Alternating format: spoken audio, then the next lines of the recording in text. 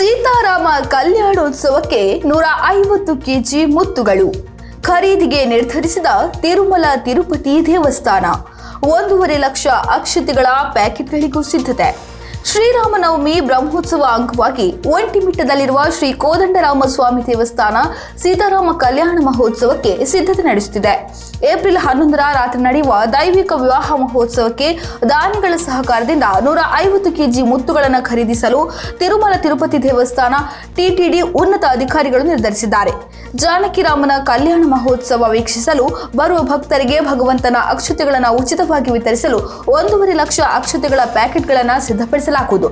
ಅಕ್ಷತೆ ತಯಾರಿಸಲು 30 ಕ್ವಿಂಟಾಲ್ ಅಕ್ಕಿ, 40 ಕೆಜಿ ತುಪ್ಪ, 20 ಚೀಲ ಕುಂಕುಮ, 20 ಪ್ಯಾಕೆಟ್ ಅರಿಶಿನ, 1.5 ಲಕ್ಷ ಕಂಕಣ ಬೇಕಾಗಬಹುದು ಎಂದು ಅಂದಾಜಿಸಲಾಗಿದೆ ಎಂದು ಅಧಿಕಾರಿಗಳು ತಿಳಿಸಿದ್ದಾರೆ.